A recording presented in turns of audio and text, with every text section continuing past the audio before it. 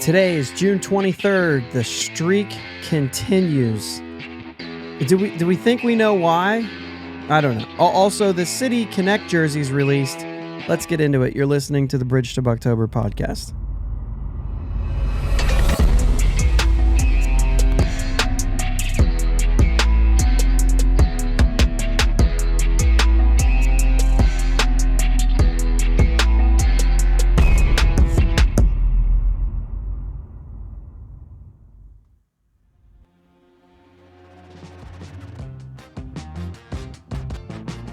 Yins guys, thank you for listening to the Bridge to Buctober podcast, where we talk all about them Pittsburgh Pirates and that. My name is Josh, and I am joined, as always, by my brother Jake. What's up, Jake? Hey man, what's going on? Another late night tonight. You look tired. Yeah, I feel better than I look. Okay, that's good. That's good. I don't know how I look. I think I look tired. I'm pretty tired. I'm pretty tired. So, I had one of those slow days where it stormed all night here throughout the evening, so a lot of people, there wasn't traffic at work. People didn't come in for ice cream when it's pouring down rain. Sure, so that makes sense. One of those, because it was slow, I was tired. Yeah, I get that. You have those slow days that kind of actually make you more tired than what you would think. Yeah. If you're busy all the time, a little more high energy. Yeah. I get that. I'll take a second. I had an interesting week. Yeah. I had a guy drive, just wreck into our mailbox and destroy it this week. I think he did a little bit more damage to his car than he did the mailbox, but he just left. And I didn't know about it till the police knocked on my door. And I'm like, can I help you? And they're like, yeah, some guy drove by and crashed your mailbox. And then he left. But then he felt really bad. So he called us and told us. I'm like, what? And he's like, the guy wants to make it all right. And I was like, and he called you. He goes, I told him, why'd you call me? You could have just knocked on the guy's door and gave him the money. And the guy, he was like, I'm going to write him a citation now. And the guy's going to get a fine. He could have just gave you the money for it. The guy calls me. I got $1,000. I'll give it to you right now. And I'm like, hey, hold the phone. It's not going to cost $1,000. So I ended up telling him, hey, bring me $300. We did have it was the one that was here when we moved in, right? And so I was like, I'm just going to get the same one. Turns out it costs like a little over $200 for the thing you slide over the post that comes out, and then the mailbox that goes on top of it. So I was like, well, I'm going to pay myself for doing the work too. Because if you know what I mean? If you ever have to do something like that, then you should include that in saying like, well, it's going to take you your time away from your family and stuff like that and whatever else. So if I was going to pay somebody to come replace my mailbox, then I'll include that cost, even though I'm doing it myself. And so I was like, well, I'm not going to charge him any more than $100. You know what I mean? So I was just like, bring me $300. And he was telling me he's going to bring me $1,000. I was like, please don't bring me $1,000. Like, bring me $300 and everything's covered. Like everything, even my time is covered. And he's like, I'll bring you $500 tomorrow. And I was like, okay, I guess. You really don't. And then in the morning, I get a text from him. All right, I'll bring you $400. Is that okay? And I'm like, yeah, it's fine, dude. Like, you could bring me $300. He gets here. Now, granted, I talked to him on the phone. He introduced himself. We've been texting. He introduced himself in the text too. Even in the morning, he was like, hey, this is Greg. And I was like, I kind of figured I have a chat history on a cell phone. He calls me. He's like, hey, my name's Greg, and I'm here to pay you the money for the mailbox. And I wanted to say, like, I know your name's Greg. I've saved your name in my phone already. But anyway, I said, I'm around back. I'll be right around. He goes, I get out there and he goes, are you sure this is enough? I was like, it's more than enough, man. All right, bye. And he just took off, like walked. He didn't drive there. He didn't have a car. He just walked away. I was like, Have a nice day, sir. He just throws a hand up and and keeps walking. Like that was it. He was probably like in his 60s. There's more to the story, but I'm not going to get into it here. He's going through some things. I was like, please don't pay me more than what you need to pay me. Just everything's covered, dude. We're good. Yeah. Are you sure this is enough? It's enough, man. Go pay your fine to the cops because you couldn't knock on my door. Like, I'm not mad at you. He's like, I promise I wasn't on my phone. I'm not going to judge you, dude. You just told me you're going to pay for my mailbox. I don't care what happened. Yeah. I don't know. Maybe he was high and that's why he drove away and then called. That way, he told the cops, he's like, I'll bring you the money and you take it to him. And the guy was like, nah, cops don't do money. Yeah. I'm not messing with that. That's kind of funny. But anyway, that's my story. Sometimes it's good to, distract it. Let's not even talk Pirates this week. Let's just talk about what's going on. I'm just kidding. But the Pirates are losing. We're going to talk about that. A little bit of the Cubs series. I mean, I guess we don't really have to talk about the Cubs series, but the fact that they're just losing a bunch. Henry Davis has his handful of games. City Connect jerseys are released, and we're going to get into that. A little more about this offense. We're going to talk about the offense here as we start talking about. I mean, the offense is, to me, public enemy number one right now. Yeah. I know the pitching has been not great too, and we covered that. We talked about the bullpen and the injuries plus struggles plus all that stuff before on another episode. Tonight, let's focus on, or this weekend, let's focus on the offense a little bit because I've been yelling at the TV, and I double checked myself, and I have some information I think is. I don't know if it's telling us anything or I don't know. We'll get into it. Sure. And we'll talk a little bit about the Marlins. But first, let's get some news and transactions out of the way. Brian Reynolds headed to the injured list if you didn't see that coming. Retroactive to June 20th for the lower back pain that he's been having. Cal Mitchell called up. Johan Ramirez sent that. Oh, Cody Bolton recalled for that. Which I think is kind of the reaction to Cal Mitchell being called up and Ramirez going down, Johan Ramirez. So it was like, oh, now you just have less pitching again. And it seems like that's not a great place to be. Well, they've added pitching with the Reynolds move. The Henry Davis move, we talked about Henry Davis coming. The official moves were Matthias was optioned and Eli Villalobos was designated to make room for him on the roster. The only other thing I have is G-Man Choi sent to Altoona for a rehab assignment. You know what, though? Actually, let's go through this real quick because I left this up on my... No, I didn't. Never mind. I left it up on my phone. I must have closed out of it at some point, so it's not there. It was just an injury update for a lot of the injuries. There is a post out on MLB.com that is an injury update basically for everyone, including before Brian Reynolds was on the injured list and the Andrew McCutchen stuff, which we know he's dealing with the elbow thing. So it even included that, but it talked about Cruz. It talked about pretty much everybody, everyone, like Garcia. Dude, Harley Garcia still cannot grip a baseball. At this point, he still cannot grip a baseball. This guy may never play again. Yeah. I mean, you know what I mean? I mean, is that premature? I don't know, but like, he can't grip a baseball. And this has been 4 or 5 months now? No progress. I just, like, when is that? You know what I'm saying? Like, at what point do you say he's probably never going to play again? Right.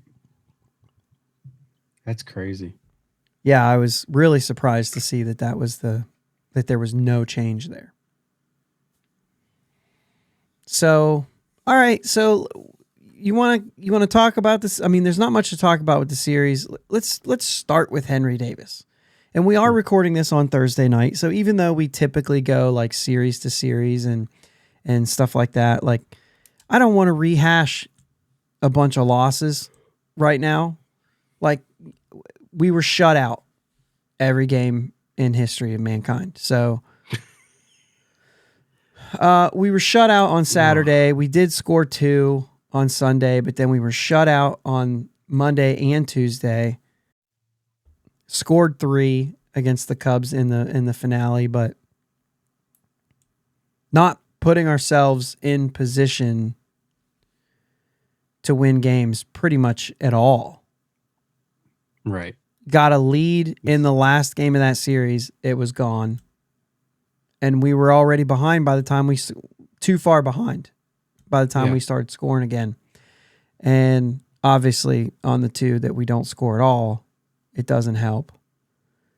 But even on the game where we scored 3 runs, we had 2 hits.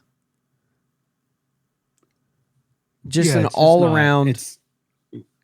It's been looking very stagnant. It's been bad. And you go into it, hey, we're trying to avoid a sweep, and you go into this lineup with like the second straight day without McCutchen and Reynolds. And you're like, I don't really have much hope. Be great if Henry Davis would do something, but I mean, you still, I mean, they're still major league team going up against the Cubs. We should have been able to score. And Kyle Hendricks, which Hendricks has had his mixed bag of performances against the Pirates.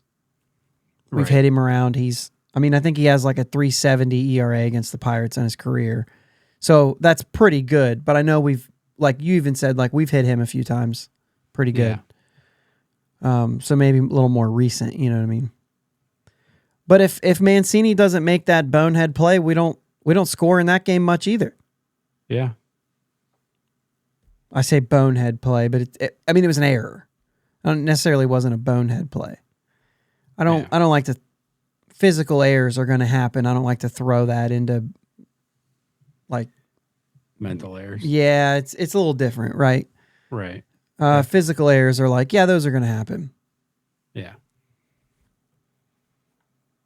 And in that game, Rich Hill is out there yelling because of a 2-out error by Key Bryan, which I ask anyone, man, first baseman should have caught that. I mean, it wasn't even a pick. It was a 1-hopper off the grass. It didn't hit a lip or anything like that. Like, it was a really catchable play. Does the error go on the third baseman? Yes, 100% of the time. Yeah. But it is kind of like, yeah, well, it should have been avoided. Yeah. And you could tell Key Bryan was like, man, I should have made the play. But still, if you don't hit somebody, hang a slider in the top of the zone, and then walk somebody, like none of this ever happens anyway. Like you had 2 outs, just get out of it. You don't have to, just because somebody made an error doesn't mean you have to go out there and start yelling and then stink. You know what I mean? Like that's not an excuse to stink. Right. Sometimes there's a lot of things I like about Rich Hill. That kind of stuff I don't like. Right. And he's just a gamer. It's not personal. I'm sure when they're in there, he's done it for a long time. I'm sure he goes in there and says, I'm not mad at you. I just get frustrated in the moment. You know what I'm saying? Like, whatever. Yeah. But still, it's just like, why don't you just go out there and just finish the like if it was a nobody out, make the error to start off the inning. I get it. You can be upset about that because now you're setting yourself, but you just got one more out and you didn't even compete. Right. Anyway. Rich Hill wasn't the big problem in that. He's always going to give up 3 to 5 runs every time he's out there. So I don't know. I thought Roansy was fine when he came in. He gave up the solo homer, and other than that, nothing else. He did walk got one other guy, but then 3 strikeouts, inning and a third. Solo homers should never kill you. So no, that's fine. As long as you're not giving up 1 million of them. Yeah, as long as you don't give up 4 in a row, you're all right. Right. You're fine. Yeah. But anyway, the offense in general is really where I'm laying blame right now. I don't care that the Cubs scored 8 twice in that series. I think that some of those are the game getting away later. Yeah, they're momentum runs too. Yeah, Like, 5 runs in the first, like the 8-0 on Monday. Monday. It was 5 runs in the 7th and 8th inning. yeah.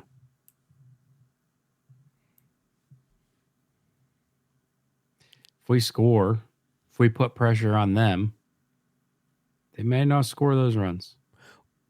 They're free and relaxed and easy and just swinging. No Momentum. threat. Yeah, exactly. Momentum is big, right? Yeah, it's huge. That's, yeah. All right. So about that offense. Oh, you know what? Yeah, Henry Davis gets the call up. He gets a double in his first at bat. Good at bat, by the way. A lot of his at bats have been good at bats. Mm-hmm. He strikes out late in the game in the one game, but it was like 99 up in the zone. Like everybody's gonna strike out on that. Like it was a good pitch.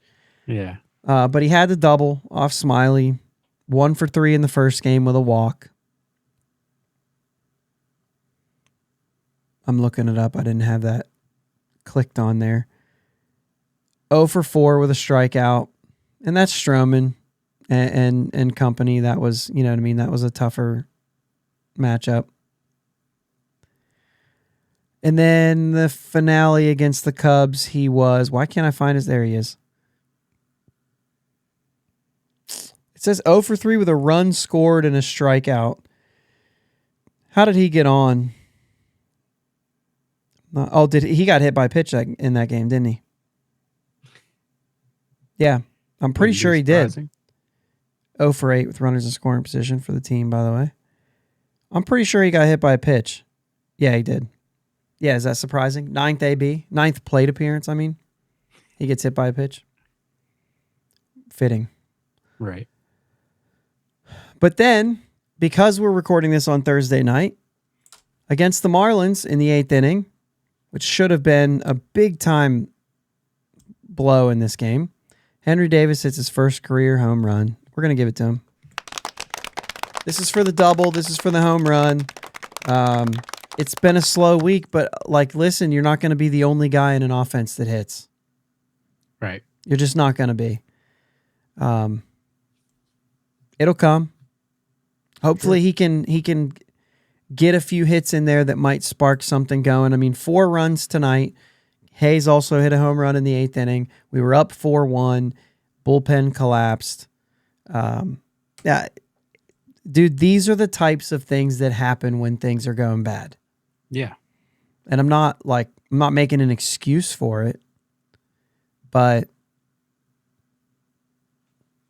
these are the types of things that happen. Offensively, however, and that you're setting the tone. You're setting the tone offensively. This game really should have been better. Yeah. You know what I'm saying? You had some runs. It could have worked out for you. You got to take advantage of an error that was made. And, things like that can kind of turn things. Keller threw well, all of those things.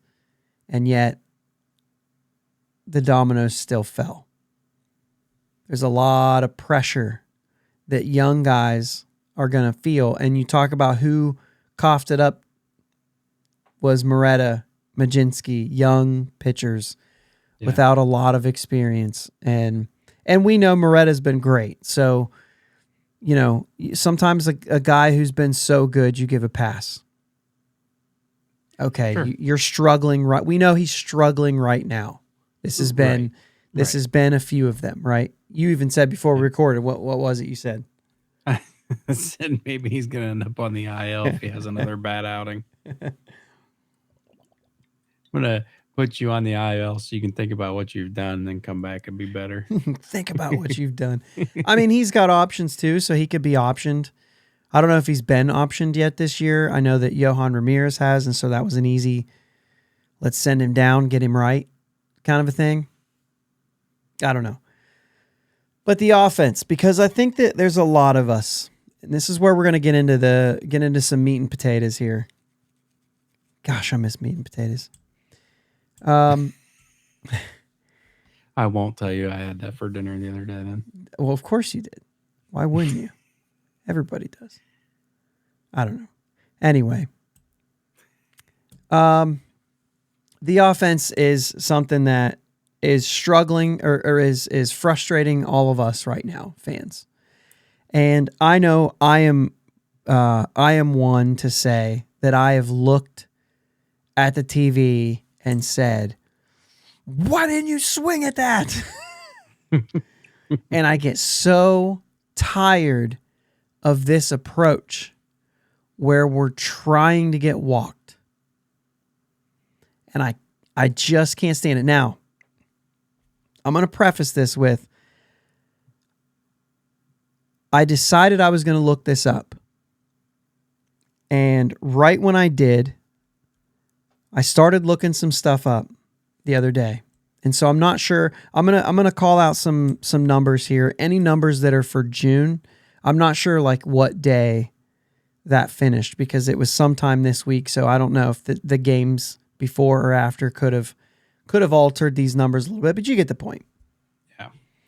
But either way, I started looking this up, and then as I did, I started noticing that I wasn't the only one. Gary Morgan has an article out on Inside the Bucs Basement. Go check that out because he's talking about the same thing, and he's calling to say, can we get rid of Andy Haynes? Can we stop with this approach?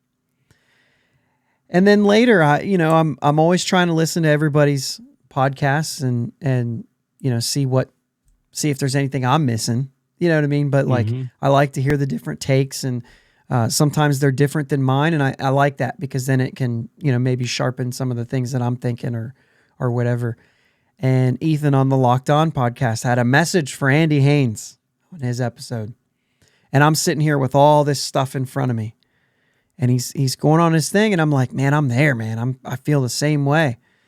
And I kept looking up these numbers because I knew there had to be something to back up what I was seeing.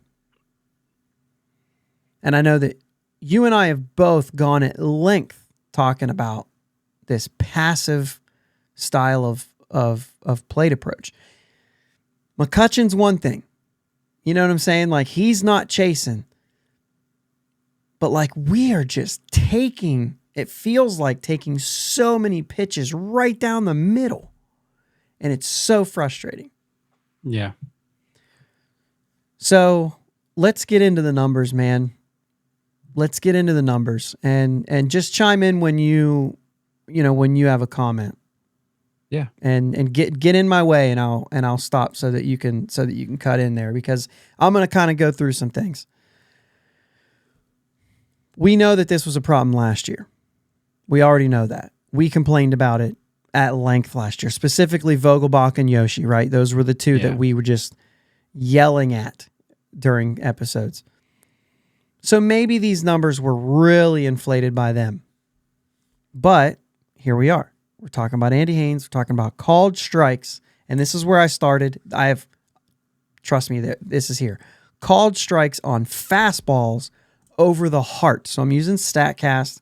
Over the heart is not just like, there's the middle, the actual middle zone, which I think they call meatball. And then all the ones right around that, right in the heart. And then there's the outer edges and the top and the bottom and all that stuff. So the number is based on how many called strikes on fastballs over the heart of plate and this is a percentage of how many total pitches they've seen.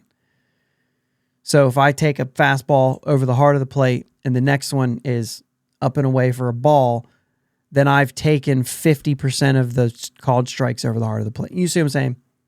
Yeah. Okay, so here we are. Called strikes on fastballs over the heart of the plate. 5% of total pitches in July of 22. That's the highest.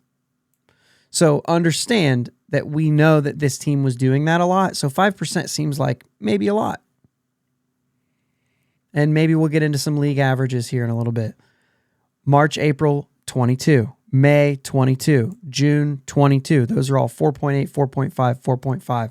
Until we finally get to 4.2% May of this year. Then August of last year, 4.1. June, so far in this June, has been 4%. March, April of this year is the next one at 3.8%. September, October of last year, 3.7%. Those will kind of come up in a little bit later, but those are the percentages, anywhere from 5% to 3.7%. But unfortunately, for me, I'm looking at that saying, well, the numbers aren't backing it up. They're not in the top of the league. Last year, I thought they were the highest, but last year the Pirates were 10th in the league with a season of 4.4%. This is just the heart of the plate, right? Mm-hmm. Just the heart. 5% being the highest. That was Cleveland. Well, Cleveland had success doing this, so it's kind of hard to, you know what I'm saying? I don't know. Anyway, This year the Pirates are 24th with a 4%.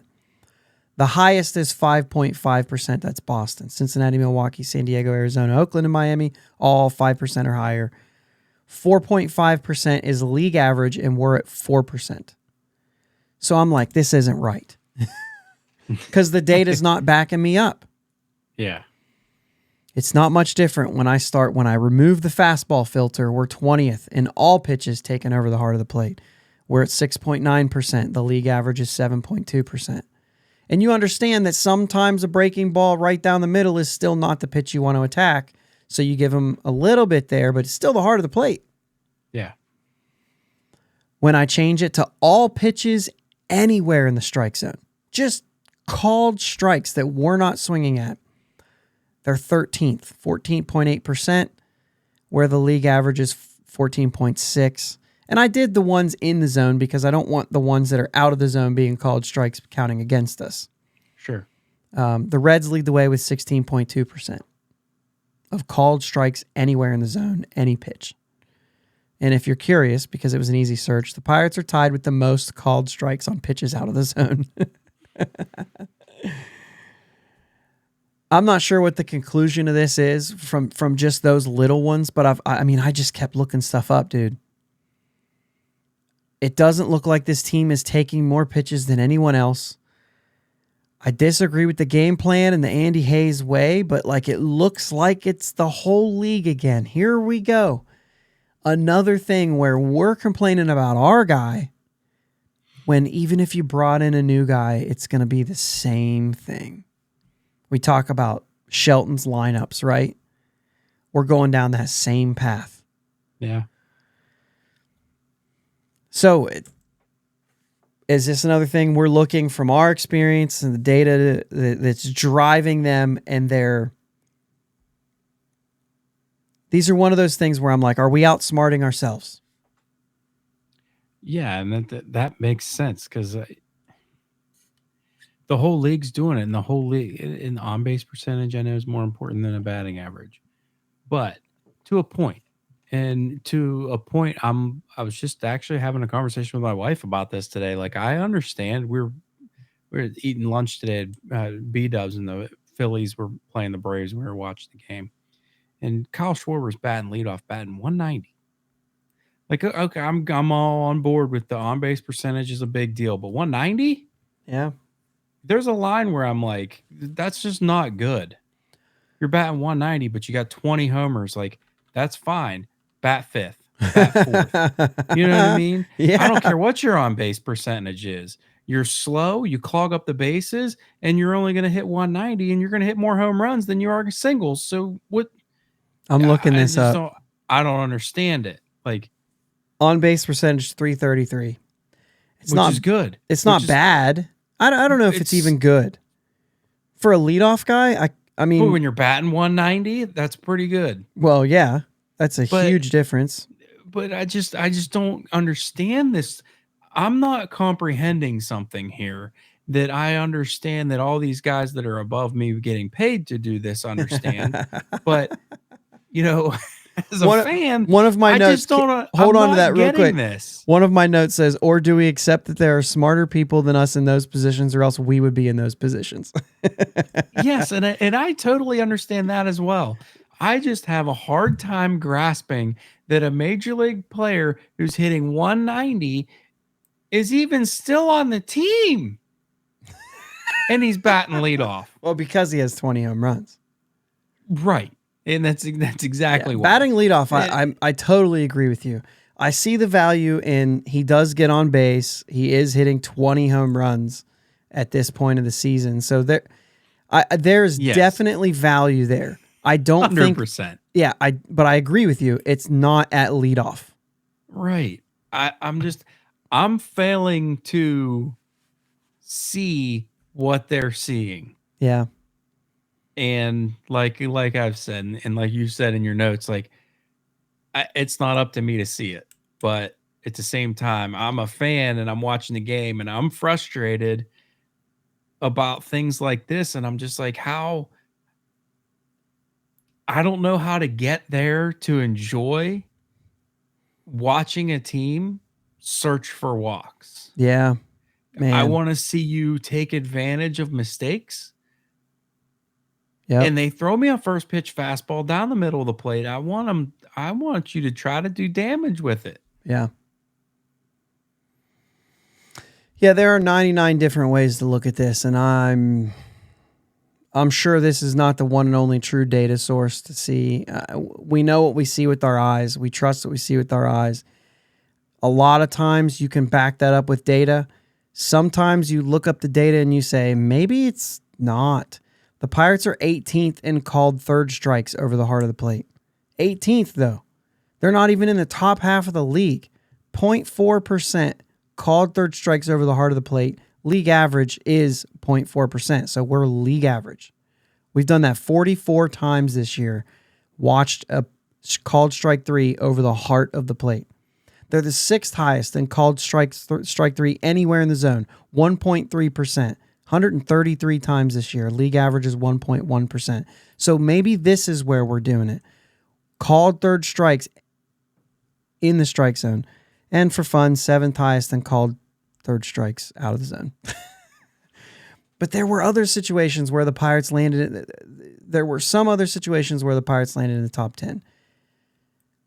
But in every situation that I was looking up, I looked at different counts. Well, how are they doing when they're at 1-0 or 2-0 or ahead in the count, behind in the count? I started looking at all this stuff, and I just couldn't find anything that showed me that they were all the way at the top. You know what I'm saying? And that's what I expected to see. It's MLB trends. Yeah. Runners in scoring position, I looked at that. Like, are we not aggressive with runners in scoring position? Not first pitch takes, were they... You know, they're all right there, league average in a way.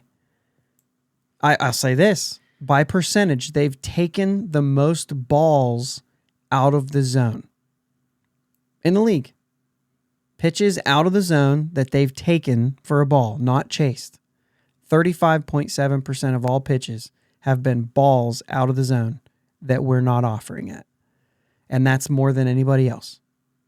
So, sure, if you're being passive, then you're going to get there. But that's also like, yeah, but McCutchen doesn't chase. Yeah, but Sawinski doesn't chase. Exactly. And so we're getting a lot of that. So last year, let's keep in mind that the Pirates led all MLB in called strikes in the zone last year, 15.9%. Something actually has changed according to the data. We're not doing that. Yeah. He set the precedence last season. Andy Haynes is what I'm talking about. But I think it's a coincidence because the numbers are... I'm sorry. I don't think it's a coincidence that the numbers that I read off earlier are lower when we score. So check this out.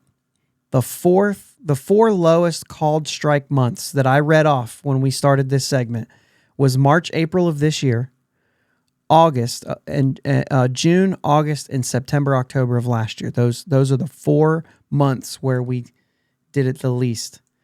And those are the 4 months of the last 2 years that the Pirates have scored over 100 runs. Yeah, makes sense to me. Yeah, I don't think that's a coincidence. No. The lower percentage of pitches over the plate that we swing at, as opposed to not swing at, we score more runs. So what are we doing here? It's still a problem, even though all that data was there. Yeah. That kept telling me, no, they're not really doing this. They're not really doing. And then when I finally said, like, how does this line up? And I'm going month to month, so there's easier ways to do this, right? Or there's maybe more efficient, or not more efficient, but like better ways to do this probably. You know what I'm saying? How did they do in wins versus losses and whatever else that you can look up? But I did it by months, and we had 4 months in the last year and this year where we scored over 100 runs, and those are the months that we didn't watch pitches over the strike zone. Yeah. I'll give you a couple of individuals here before we move on here. Connor Joe leads the team with 19.8% of pitches that have been called strikes in the zone. I feel like he's one of the ones that I've been frustrated about. That's 14th highest in the league for a minimum of 500 total pitches. Okay. The next Pirate on the list is Ke'Bryan Hayes, and he's 43rd, so not even close. 18.2%. Sawinski's 48th at 18%. I get that. He's still in the top 50, but I get that. I feel like he watches a lot. Mm-hmm. The lowest Pirate of the qualified, right? So there's 301 qualified, basically meaning of what I looked up, which was 500 pitches or more. Reynolds is 282 of 301, 10.3%. Seems to make sense. Joe Hayes, right. Sawinski definitely lead the way. No other Pirate is above 15.5, and that's Kutch. And then my last note says, I have to be done with this. Let's talk Marlins. Because at the time that I made the notes, I thought we were going to get into Marlins there. Yeah. So I know that that's a lot. That's a lot of data, and I kind of threw it out there because I don't think that the data necessarily is like so important other than the fact to say that this team has changed a little bit. However, is it just because you don't have Vogelback and Yoshi doing what they were doing? You know what I mean? Right. Is that maybe enough? Because it seemed all the time for them. But I looked up, dude, I spent a couple hours. Like, I looked up so many different scenarios. We talked about recording last night. We didn't, so this is what I did with my time. And I looked up just in the center of the plate, just that meatball, section 5. And I said, just that. And it was like, no, we're not. We're not doing this a lot. And it was annoying to me because I really thought, and like I said, it wasn't just me. You've talked about it. I'm reading articles. I'm watching other podcasts where they're saying, Andy Haynes, you got to stop this.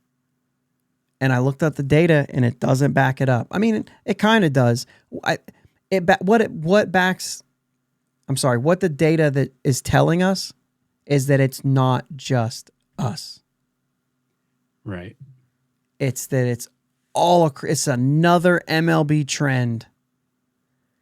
And I've seen a lot of really hilarious takes about it's like this Pirates team just watched Moneyball for the first time and they're out there trying to make it happen or something. I don't know. But it's really funny. And it does feel like that. But it's all across, like we're all talking about it. And maybe it's because, I used to watch a ton of baseball. And I don't watch as much anymore since we do the podcast. I watch, I'm so ingrained in Pirates stuff that I tend to not quite tune in as much as I used to, right? Watching other things. I guess that's probably not fair. I also have 3 kids, and that's maybe what's keeping me from watching more baseball. Yeah. That's probably doing it. But either way, I wonder, if I watched more, if I would also be equally frustrated watching it happen all the time and then say, oh, I get it. Well, so I'll watch. Sometimes I'll watch other games, and I see the same thing going on there too. But the thing is I get frustrated at them as well. I just don't understand. Like, why I don't understand it not attacking pitches over the plate. Right. I don't understand. I understand there's always gonna be players that do it. And that might be their style. You can't have 1 through 9 doing it. Sorry, you just can't. You got to have those guys that are looking to do damage on every pitch that leaves that pitcher's hand. I feel like Marcano is decently aggressive. And I feel like he should be one of the ones that's not. Because he's not out there looking to do damage. He's just out there trying to hit the ball, which I love his approach. But he just, for me, the guys that I want doing that, well, Reynolds seems to, he is doing that. You know what I'm saying? Yeah, we were saying he was the lowest on there. Yeah. So Reynolds and McCutcheons is such a veteran, and he's been doing this for so long. I'm okay with the way he goes about it. I want Sawinski looking to do more damage. Yeah, but sometimes, I know over the heart of the plate, this is what I looked up, over the heart of the plate, right? And that's what we're talking about. Now, the one that I looked up here was Sawinski was 48th in the league, and that was called strikes anywhere in the strike zone. Mm-hmm. For a guy like Sawinski, I do like the approach of waiting for his pitch. So I will accept called strikes in that scenario, right? I'll accept him taking that breaking ball away and saying like, nah, I think I'd rather see if he can give me a fastball right here. So like I get that approach from them. And that's the Kyle Schwarber piece, right? That's the whole thing. That's where he's found his value, is he says, if you throw me this pitch, I'm going to crush it.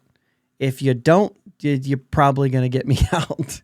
And you know what I mean? And because you do that, you can increase the number of home runs.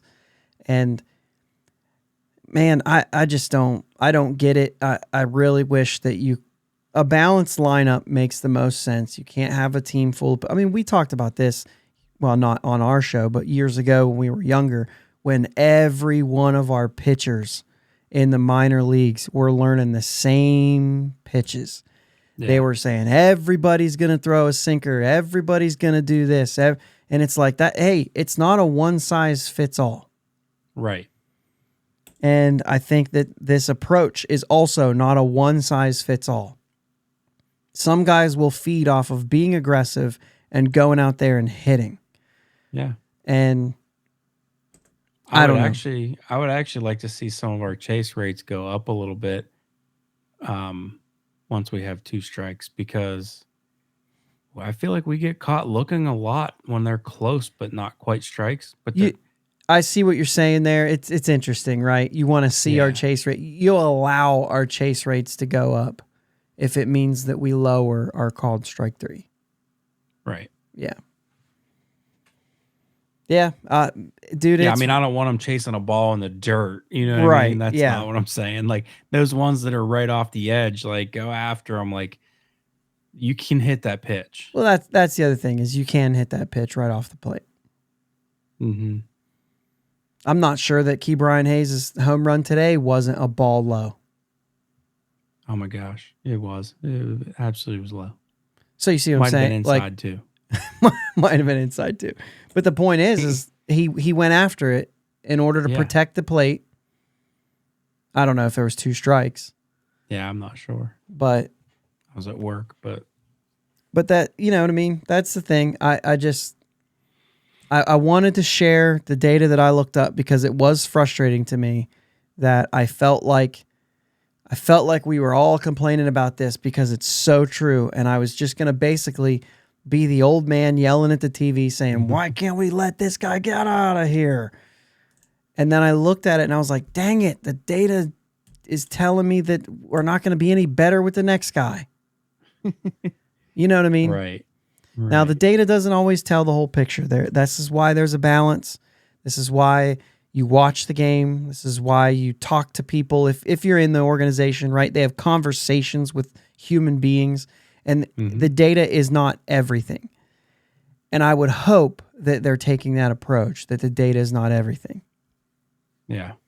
All right, let's move on, man. I'm done talking about this offense. Sure. Let's move on and let's talk about the City Connects that were just released, because this is actually, it's not surprisingly a really hot topic. Every City Connect jersey that comes out, it is half the internet, sometimes more than half, is just outraged because of how terrible they are. One of the points that I feel like making here is these aren't like, a lot of these jerseys, they're not going for style. First and foremost, they're trying to connect with the city. Obviously, you want them to look good, but they're not trying to do the red sleeveless Futures jerseys from the 90s. Do you remember those things? Yeah, those were bad. Oh my gosh, they had the names like go in different directions and like all the little things. And like those were wild. Yeah. And some of the City Connects have been maybe close to that aggressive. And I can't really think of a whole lot, but like Boston is a good example because it's not their color scheme at all. Yeah. San Diego went with a different color scheme. And so like Marlins are the red ones with the pinstripes. Yeah. Gosh, those are ugly. And I mean, like, I could see you liking them. You know what I'm saying? But like for me, Yeah. I'm out. Yeah, I don't know, man. Colorado went to green. Colorado went to green. And you know what? I've seen some people who've rated that one the best one. I like them. And a lot of They people are started saying, wearing them with their white pants too. oh yeah? Yeah. So anyway, they're interesting. I also saw a lot of takes talking about how the Pirates really messed this one up. And I said, well, this is not the Pirates. First off, Right. This is Nike and Major League Baseball. They're doing this for all the teams. This is not a Pirates thing. Bob Nutting had nothing to do with these jerseys. Right. Nothing to do with these jerseys at all. Everything that I read tells me that the team may help, but like this was not the Pirates. Sure.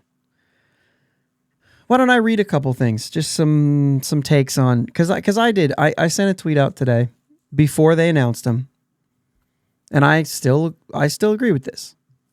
I said I'm convinced that the City Connect jerseys would be cool, or could be cool. This is before we really knew what they looked like. Right. And our fans would still hate them because we've already decided we hate them.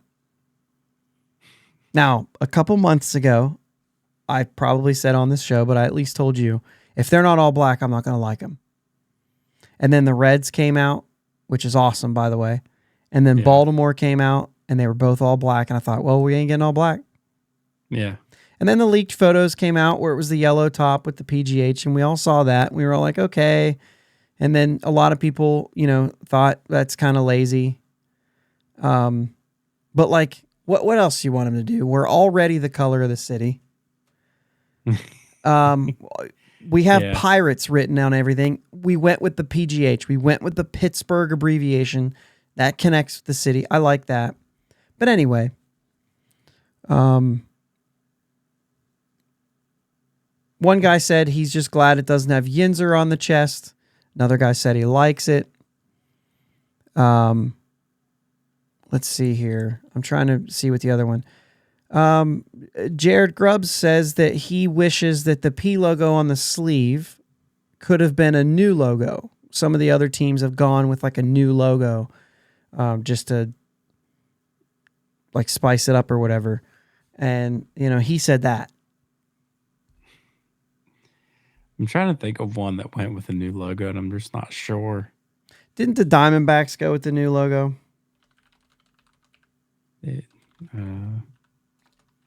They did like a snake logo.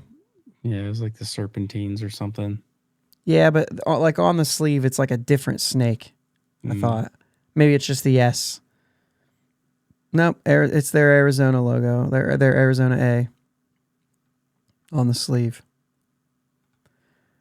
I don't know. Yeah, I don't know if some of them had, maybe some different one. I thought Wrigleyville was maybe, I don't know what. I don't really know. I think they did. I think they went with something with like a bear cub thing. What did San Diego? Did they have anything new? No, they got San Diego on the hat. What's on the sleeve there? That's not a San Diego. Yeah, that's the Friar. So, yeah, that's interesting. I don't know if anybody has done that. Yeah, I'm not sure. I mean, I thought it would have been cool, like not a new logo for like the team per se, but the Three Rivers logo. I didn't realize there was a logo for the Three Rivers. Or if that's just something they did for this jersey. I But thought it think was something they did for the jersey. It might be. I think that would have been cool on the patch instead of the P on the sleeve. Just the upside but that's down not Y. really. Yeah, basically. But So it's why not don't like, I don't know. I love the P though. Yeah, that's why I kind of said that. I was like, yeah, I think the Pirates P is one of the best logos in sports. I really do. So, I'm okay with that. But anyway, There's a lot of subtle things on this jersey that, like the steel pattern on the PGH, like you're not going to see that when you're watching the game.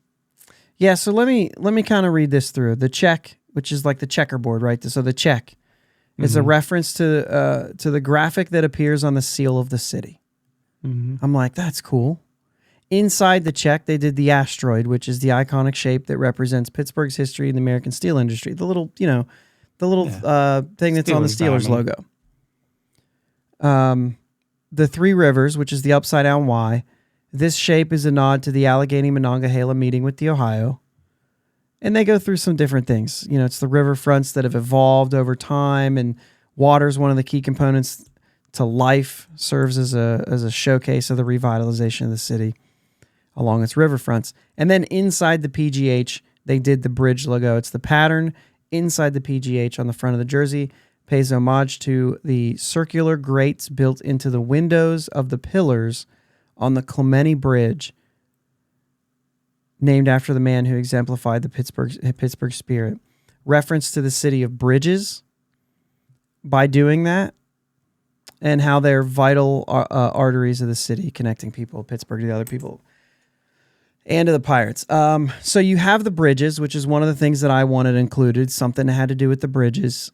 The rivers is really cool. Obviously, they were going to do something with steel industry and stuff like that. I really think the 4 things that they did to tie the city, 5 things if you just count the fact that it says Pittsburgh on it in the actual, not the baseball abbreviation, but the real abbreviation.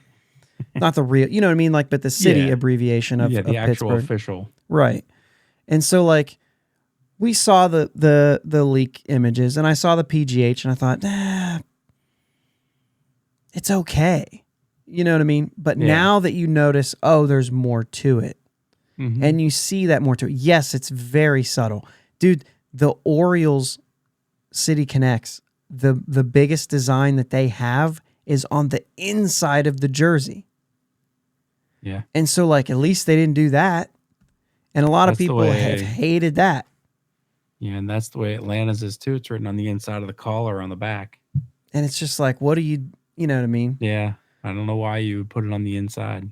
So the thing is, the we bleed black and gold also written. It's always going to be tucked in. Yeah. But yeah, it's on the outside. Right. Like if you buy the jersey and wear it, the people are going to see it. They're going to see that we bleed back black and gold. Blah blah blah blah. So yeah, I the more I saw them and the more I read the story, which if you're looking at City Connect jerseys and you're not reading what they've done, then you're missing the point entirely. Right. These are not supposed to be like, we just wanted to revamp the Pirates jerseys.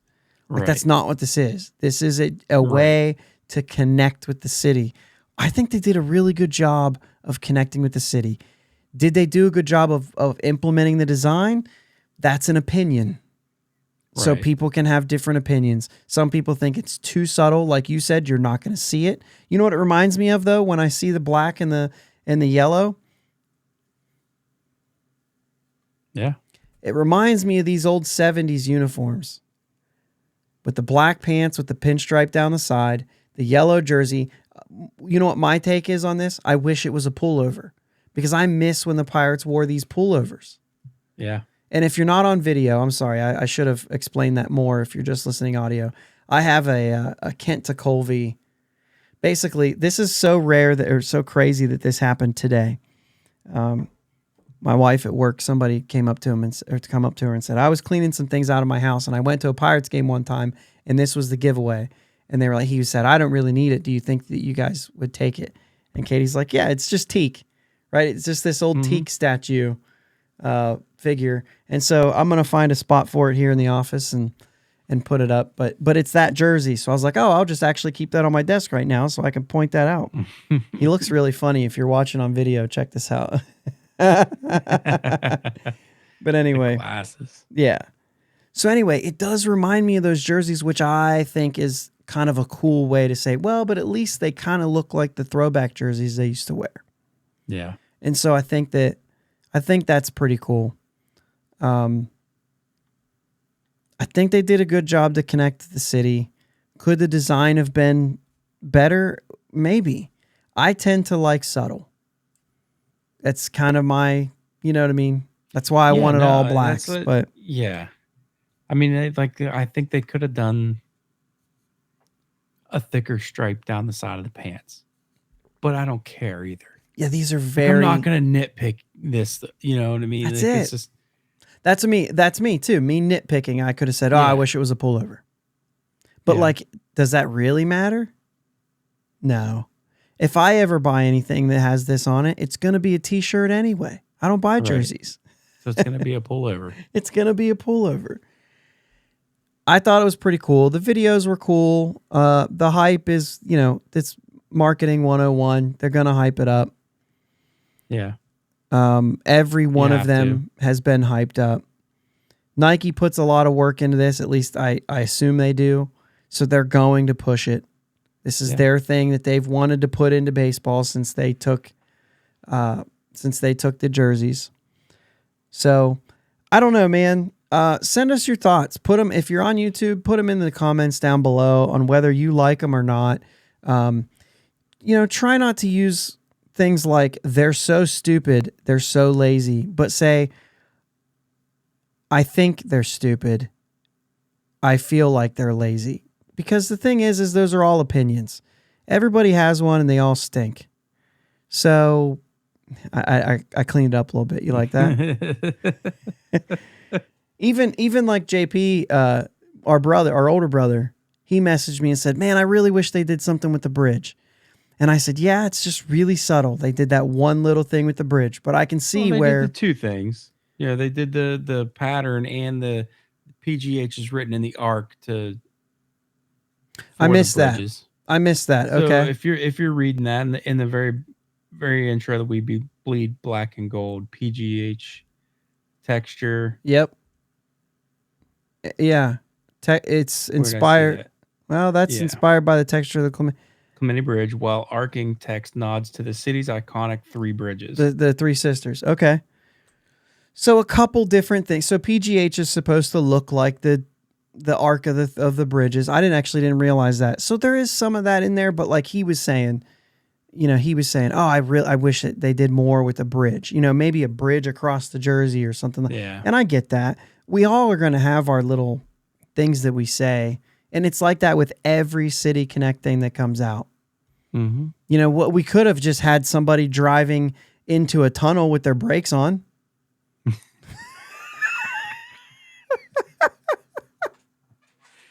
Oh, that's great. What if that was our City Connect? That'd be terrible. Why you have to hit your brakes? Tell me that. I mean, and there's things everybody. I would have liked to seen them all black with pinstripes, like yellow pinstripes. And I hate pinstripes, but I think that would have looked cool. I think there's a lot of things they But could. Yeah, they could have went a lot of different also ways. like this. Yeah, I like this. I You don't. know what I mean? I don't love it. Love it. All right. We rehearsed that, by We the way. did no. Okay, we're getting down. We're not even going to talk about the Marlins series because we took too much time talking about Andy Haynes and his taking pitches, and then talking about these City Connects. I think this is a really cool thing, like a moment in time. They just announced these. They're going to wear them, all that stuff. So if you're listening to this on Friday, too bad you can't watch the game tonight because Apple TV sucks, and you can't watch the game. So, that's it. You can watch the next two. 4:10 on Saturday, 1:40 on Sunday. Exclusive rights to the game tomorrow night, so you can watch highlights when they're over. You're sitting over there. You probably have Apple TV, don't you? I 100% have Apple TV. How else would I watch Ted Lasso? I don't know. I've never tried. I don't. Just to be fair, there, I don't really watch shows. When they took Cheers off Netflix, I almost canceled, and my kids were like, "No, you're not. We watch Netflix all the time." And I'm like, "Yeah, but there's no Cheers." You can watch it on Hulu. No, I can't. I don't have Hulu. You have Disney Plus. You don't have Hulu. Yeah. Why? Because you just bundle them together, man. It costs like $14. Costs too much money. Disney Plus is like $6. You're more than doubling the money. Yeah, but you're getting Hulu and ESPN Plus. Whatever. Don't be a jerk. You're the one that's saying Apple TV sucks. The rights thing suck. This is hilarious.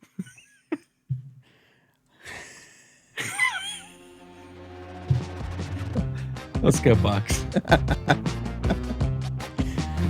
You think we win one game against the Marlins? Who knows at this point? Eventually, all these streaks got to come to an end. So sure, why not? Let me be wrong again. You're not going to be wrong. They're going to win a game. I hope. Let's go Bucs. Let's go Bucs. Thanks for listening to my dad and Uncle Jake on the Bridge to Buctober podcast. Follow them on Twitter, Facebook, and Instagram at Bridge2Buctober. Don't forget to subscribe so you know when new episodes are released. Clear the deck, cannonball coming, and let's go Bucs.